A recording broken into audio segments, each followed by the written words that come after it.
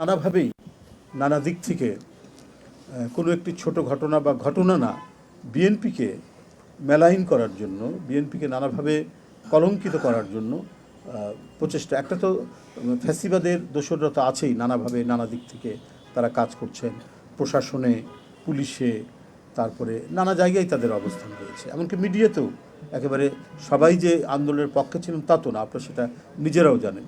সেখান থেকেও থাকতে পারে, মালিকগুলো তো অনেকেই ছিল ফ্যাসিবাদের একেবারে কট্টর সমর্থক। তো সেই কারণে আমরা যাতে আমাদের কার্যক্রম এবং রাজনৈতিক কর্মকাণ্ডগুলো যাতে অনেক স্বচ্ছ হয় এবং এখানে কোনো দিক থেকেই যাতে দোসররা ঢুকতে না পারে বা কোনো ধরনের অপপ্রচার বা অপতথ্য, যেটা আপনারাও দেখতে পাচ্ছেন দেশ বিদেশ থেকেও ছড়ানো হচ্ছে, সেগুলো যাতে করতে না পারে, এই সব পদগুলো বন্ধ করার জন্য এই নবায়ন কার্যক্রমটা অনেকখানি গুরুত্বপূর্ণ বলে আমরা মনে করি। আমরা যারা এখনও অপোজিশন করছি, আমরা রাষ্ট্র ক্ষমতায় নেই, কিন্তু তারপরেও যেভাবে আমাদের দিকে বাক্যবান এবং তীর নিক্ষেপ করা হচ্ছে, এটা তো অত্যন্ত দুঃখজনক। আমরা বহু জায়গায় দেখতে পাচ্ছি, বহু মন্ত্রণালয়, মনে হচ্ছে এটা যেন একটা কোনো একটি বিশেষ রাজনৈতিক দলের ছায়া সেখানে বেশি প্রসারিত, বেশি প্রলম্বিত। কেন এই বিষয়টি? আমরা ওই যে মঈনুদ্দিন ফখরুদ্দিনের সময় যে সরকার, ফখরুদ্দিনের যে সরকার, সেটাকে আমরা শুনেছি সেনা সমর্থিত সরকার। আর এখন কি আমরা এটাকে বলবো জামাত সমর্থিত সরকার?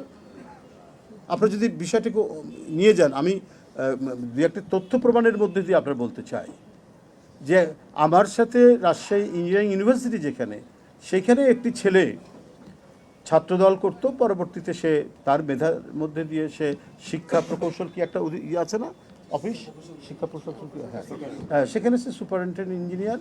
এবং দেখুন, তাকে বলা হয়েছে যে তাকে প্রমোশন দেওয়া হবে সে যদি ওই যে আওয়ামী লীগের একটা শেখ মুজিবের নামে সংগঠন আছে না, বঙ্গবন্ধু পরিষদ, ওর যদি সদস্য হয়, সেটাও সে রিফিউজ করেছে।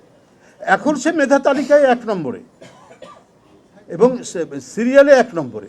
তাকে বাদ দিয়ে বিশেষ একটি রাজনৈতিক দলের 5 নম্বর থেকে নিয়ে এসে বসানো হয়েছে।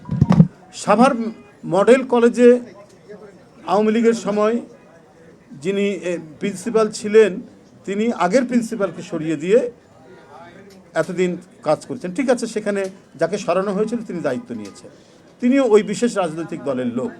এসেই বিএনপির 2 জন শিক্ষককে ওখান থেকে বাদ দিয়েছেন। তাহলে আমরা কি বলবো? এটা শিক্ষা মন্ত্রণালয় এবং স্বাস্থ্য, এই দুইটা যেন একেবারে পুরোপুরি একটি বিশেষ রাজনৈতিক দল তারা একেবারে তাদের নিয়ন্ত্রণের মধ্যে তারা নিয়েছেন। বড় বড় বিশ্ববিদ্যালয়গুলো আজকে আমরা দেখছি যে সেগুলো হচ্ছে তাদের নিয়ন্ত্রিত। অধিকাংশ ভাইস চ্যান্সেলর দেওয়া হয়েছে বড় বড় বিশ্ববিদ্যালয়গুলোতে তাদের লোক। কেন? একটা তো হচ্ছে যে একটা ইনস্টিটিউশনে মানুষের চেতনা থাকলেও সেটা প্রকাশ করবে কেন? কিন্তু চেতনার যখন বহিঃপ্রকাশ দেখি, সেই চেতনার লোককে যখন আবার একটি প্রতিষ্ঠানের প্রধান বানানো হয়, তো সে তো কখনোই নিরপেক্ষভাবে কোনো কাজ করবে না।